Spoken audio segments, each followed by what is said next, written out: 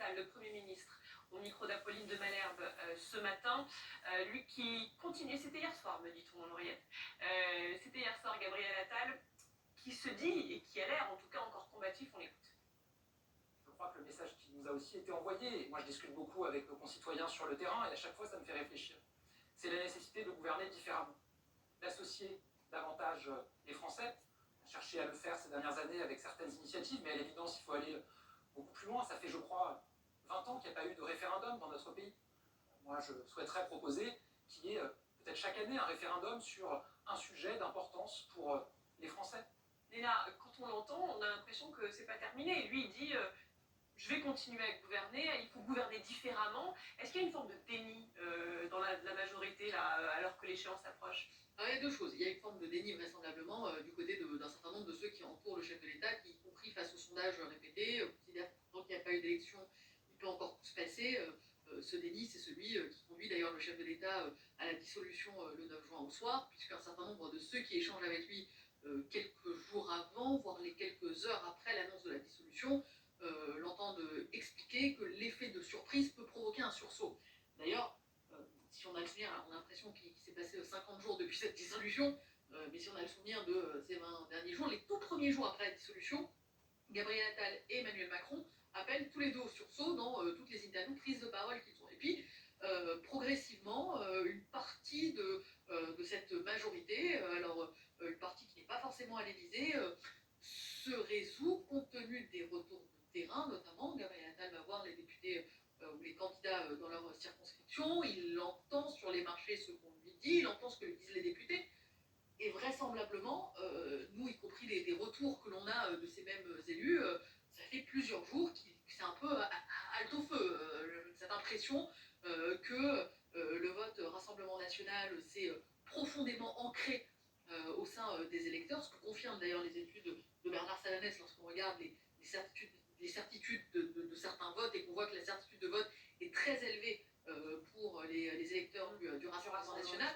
Et nous, dans nos interlocuteurs au service politique de BFM TV, ils sont un certain nombre aujourd'hui, ministres, députés, conseillers, à commencer à nous raconter ce que serait une cohabitation avec Jordan Bardella, comme si l'idée au fond s'était imposée autour d'Emmanuel Macron. Et alors comment il sent les choses, cette cohabitation, comment il l'imagine? Alors, il y a ceux qui, complètement défaitistes, nous disent en réalité ce qui se passe c'est la chute de l'Empire romain, donc en fait une décadence qui se joue sur plusieurs années, sur peut-être une décennie, en considérant que le Rassemblement National viendrait clore la fin, Rassemblement National à la tête d'un gouvernement viendrait clore la fin d'un chapitre de déclassement et qu'il y aurait un sursaut par la suite.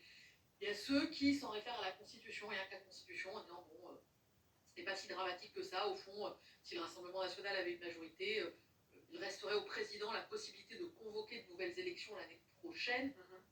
Bon, compte tenu du contexte politique et du désamour aujourd'hui qui s'exprime à l'encontre de la figure du chef de l'État, je ne suis pas convaincu me concernant qu'une élection, y compris dans un an, menée par le chef de l'État, là où une partie de sa majorité sera projetée sur la présidentielle 2027, donnerait des résultats extrêmement différents ou radicalement différents de ceux que l'on a aujourd'hui. On a juste un tout dernier chiffre qui vient de nous parvenir sur les procurations pour le premier tour. Ça, c'est un record. Plus de 2 100 000 procurations enregistrées, 5 fois plus qu'en 2022. Bernard Salanès, avec toujours cette question, à qui ça peut profiter? Alors, ça traduit d'abord la hausse de la participation que l'on mesure dans l'intention d'aller voter.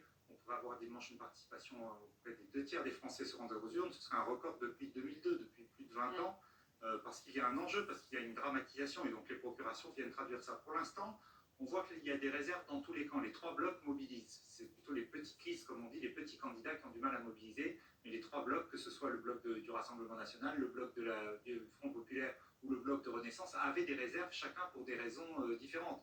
Les électeurs du Rassemblement National veulent amplifier leur victoire européenne. Les électeurs de gauche veulent se mobiliser dans la dynamique unitaire qui a toujours fonctionné à gauche. Et les électeurs Renaissance avait obtenu avec Valérie 14% aux européennes, 14,5%. Ils sont à 20%, donc même si c'est un mauvais score, c'est déjà mieux qu'aux européennes. Mais il faut revenir pour cette explication pour comprendre effectivement la dimension du rejet du président de la République dans ces mauvais scores. D'abord, il y a plus de 4 électeurs sur 10 qui ont voté Macron à la présidentielle de 2022.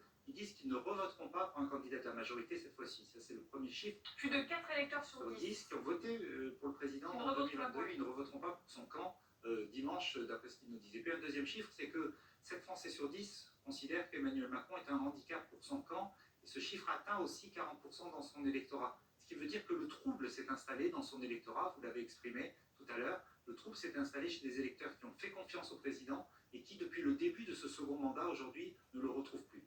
Joël Dagosséry, vous faites partie donc de ces personnes un peu perdues